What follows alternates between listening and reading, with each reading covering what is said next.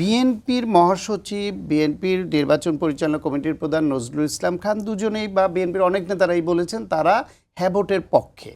কিন্তু দলগতভাবে বিএনপি যে হ্যাভোটের পক্ষে যে ম্যাসিভ প্রচারণায় যাওয়া সেটা কিন্তু এখনও যায় নাই। বিষয়টা হচ্ছে এই যে হ্যাভোটের যেই সব বিষয়গুলো জুলাই সনদে যেটা আসছে যে এইটা নিয়ে কিন্তু শুরুতে একটা বিতর্ক ছিল এবং সেইখানে এনসিপি কিন্তু এখনো পর্যন্ত স্বাক্ষরই করে নাই। তারা হ্যাভোটের এই যে হচ্ছে সেটার মূলে যে জুলাই সনদ সেই জুলাই সনদের স্বাক্ষর পর্যন্ত এখনো করে নাই।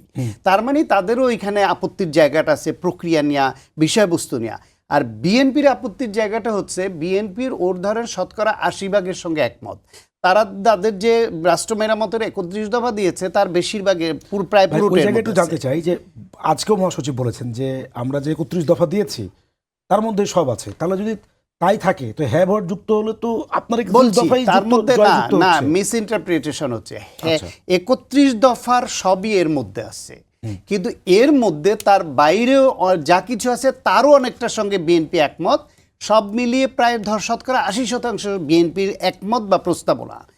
20%-এর ক্ষেত্রে ধরেন বিএনপির দ্বিমত ছিল, যেটা নোট অফ ডিসেন্ট দিয়েছিল। সরকারের পক্ষ থেকে শুরুতে বলা হয়েছিল যে সব দলগুলো যাতে একমত হবে আমরা ওইটা নিয়ে এগিয়ে যাব, বাকিগুলো দলগুলো নির্বাচনী ম্যানিফেস্টোতে দিবে, জনগণ সিদ্ধান্ত নেবে। সরকার সেখান থেকে শিফট করে এসে তারা ওই যে 20% বিএনপির দ্বিমত ছিল সেটাকে এর মধ্যে দিয়ে দিল। এখন বিএনপি এমন একটা পজিশনে পড়েছে দেখেন যে শতকরা ৮০% তাদের মত আছে, তারা এটার বিরুদ্ধে দাঁড়াতে পারছে না। মানুষ সংস্কারের পক্ষে, বিএনপিও সংস্কারের পক্ষে।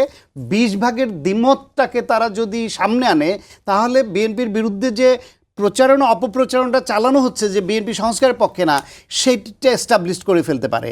ফলে বিএনপির ওই যে দ্বিমতের 20% পক্ষে বিএনপির প্রচার চালাতে যাতে বাধ্য হয় সেই পরিস্থিতি তৈরি করবার জন্য সরকার একটা ট্রিকি পজিশন নিয়েছে। ফলে এইটা করে আপনি আগেও ট্রিকি পজিশন নিয়ে 20% অমত থাকার পরও জুলাই সনদে সই করেছে বিএনপি বৃহত্তর স্বার্থে, কিন্তু তাদের দ্বিমত ছিল।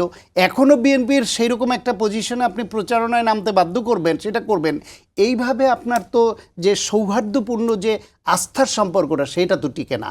ফলে আমি বলছি সরকার যদি এখানে মানুষকে শুধু প্রচারণা চালিয়ে বলতো যে আপনারা 4টা নির্বাচনে ভোট দিতে পারেননি, 3টা নির্বাচনে একেবারেই পারেননি এইরকম, সুতরাং আপনারা ভোট কেন্দ্রে যাবেন, এটা আপনার নাগরিক দায়িত্ব প্রয়োগ করবেন এবং শুধু প্রতীকে ভোট দিয়ে কেউ ফেরত আসবেন না, আপনাদের বিবেচনা কাজে লাগিয়ে অবশ্যই হ্যাঁ গণভোটে দিবেন। এইটা বললেই কি যথেষ্ট ছিল না? সরকারের 3টি প্রধান কাজের তো একটি তো প্রথমে সংস্কার, বিচার, নির্বাচন।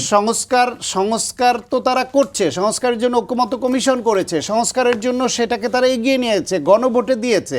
কিন্তু সংস্কার একটি হলে তাদের সব সংস্কারে অন্যের দ্বিমত সত্ত্বেও চাপিয়ে দিয়ে তাদের মানুষেরকে বা এইভাবে ভোট আদায় করতে হবে, সেটা তো তাদের দায়িত্ব না।